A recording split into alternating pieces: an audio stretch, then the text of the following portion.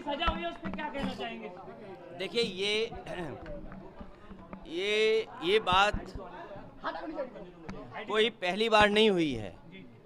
अगर आपको याद हो, जब से भारतीय जनता पार्टी की सरकार उत्तर प्रदेश में आई है, उन्होंने प्रशासन और सरकार का साथ लेकर के पहले तो झूठे मुकदमे लगवाए और कई ऐसे मौके आए हैं जहां पर प्रशासन ने और शासन ने मिलकर के समाजवादी पार्टी के कई सदस्यों की सदस्यता ली है।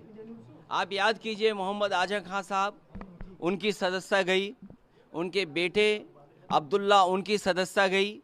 इसी तरह समाजवादी पार्टी के जो सिटिंग एमएलएज हैं उन पर केस लगाना, इरफान सोलंकी कानपुर, और एक अधिकारी बुलाया गया, बाहर से लाया गया, दूसरे प्रदेश के कैडर के अधिकारी को बुला करके ये निर्देश दिए शासन ने और सरकार ने कि आपको इसकी सदस्यता लेनी है। अभी 2 दिन पहले अगर आपको याद हो, विधायक इरफान ने खुद कहा कि ये मेरी सदस्यता लेना चाहते हैं, इसकी वजह से अन्याय कर रहे हैं।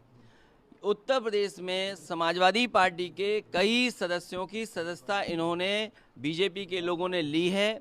आज कांग्रेस के पार्टी के सबसे बड़े नेता की सदस्यता गई है।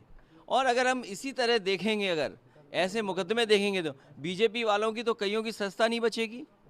जो भाषा या जिस तरह के उनके स्टेटमेंट्स हैं, अगर उन पर सच्ची कार्रवाई हो जाए तो बहुत सारे भारतीय जनता पार्टी के सदस्यों की भी सदस्यता चली जाएगी। ये जानबूझ करके जो असली मुद्दे हैं, महंगाई, बेरोजगारी और इनके ही मित्र उद्योगपति जिन्होंने पैसा भारत का डुबाया है, उन पर ये बहस नहीं करना चाह रहे। उनसे ध्यान हटाने के लिए ये कांग्रेस पार्टी के नेता के साथ हुआ है, समाजवादियों के साथ पहले हो चुका है। 2024 के चुनाव को लेकर आप तमाम दलों से मिल रहे हैं, क्या तैयारी? अच्छा, जब आ गया है तो शिलान्यास होगा। सवाल ये था, अब तो उद्घाटन होना चाहिए था। जिस सरकार को इतने साल काम करने का मौका मिला हो, 10 साल की सरकार हो गई दिल्ली की, यूपी के 7वां बजट अब आया है, तो 7 बजट वो और 10 बजट वो, 17 बजट का हिसाब किताब, वो भी 24 से पहले इस तरह के आयोजन करना केवल वोट के लिए। और जनता ये जानती है कि महंगाई इन्होंने बढ़ाई, बेरोजगारी इन्होंने बढ़ाई, किसान की आय दोगुनी नहीं हुई, लॉ एंड ऑर्डर में इनका फेलियर है, विदेश पैसा लेके भाग गए, बैंक्स ख़त्म हो गई हैं। इनका जवाब है क्या सरकार के पास? बिजली महंगी इनकी सरकार में, सिलेंडर इनकी सरकार में महंगे, क्या जवाब है इनके पास इसका? सर, केशव प्रसाद मौर्य जी ने कहा कि अखिलेश यादव मेरी हत्या करवा सकते हैं। देखिए, हम समाजवादी लोग किसी की हत्या नहीं कराते हैं। भारतीय जनता पार्टी ने संविधान की हत्या करने की शुरुआत कर दी है। और जहाँ तक हमारे जो डिप्टी सीएम हैं, डिप्टी सीएम को कोई मरवाने वाला नहीं है। उनका झगड़ा तो मुख्यमंत्री जी से है। अगर उनको जान का खतरा हो, कुर्सी का खतरा हो, तो वो किससे है? मुख्यमंत्री जी से, हम लोगों से नहीं है। हम तो उन्हें कुछ दे सकते हैं, समर्थन दे सकते हैं, सहयोग दे सकते हैं। अरे हम लोग उनसे बहुत प्रेम करते हैं, बहुत प्यार करते हैं, वो जानते ही नहीं इस बात को। सर, वो कह रहे हैं कि हम अखिलेश जी को सम्मानजनक शब्द से कहते हैं और वो हमें जहरीले शब्दों का इस्तेमाल। कभी जहरीला शब्द इस्तेमाल किया हो तो बताइए, क्या जहरीला लगता है उन्हें? मैंने कोई जहरीले शब्द से उन्हें कहा हो तो बताओ। हम तो यही कहते हैं कि उनको सम्मान मिले। हम सब लोग उनको बहुत प्यार करते हैं और इतना प्यार करते हैं, 100 विधायक वहाँ से ले आए वापस इधर।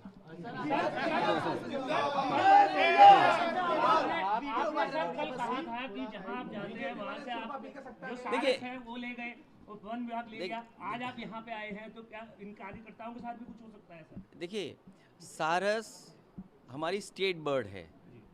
हमें सबके को मिलकर के आरिफ को बधाई देनी चाहिए थी और सरकार को उसको धन्यवाद देना चाहिए था कि जिसने एक घायल सारस की सेवा की, उसका इलाज किया और उसको ज़िंदा बचा लिया। अब ये अलग बात है कि वो मित्रता हो गई। अगर मित्रता हो जाएगी तो उसको साथ रहना है उसके। आखिरकार सरकार ने क्यों छीना? ऐसे तो बहुत सारे लोग दाना खिलाते हैं, कभी बिस्किट खिलाते हैं, क्या सरकार उनको छीन लेगी? और हमने आपने टीवी में देखी होंगी तस्वीर, वीडियो कि मोर को भी खिलाया गया था। क्या ये वन विभाग के लोग मोर को पकड़ने गए थे क्या? हमारे आपके घरों में, गांव में मोर आ जाते हैं, तो क्या उन सब पक्षियों को पकड़ लोगे आप?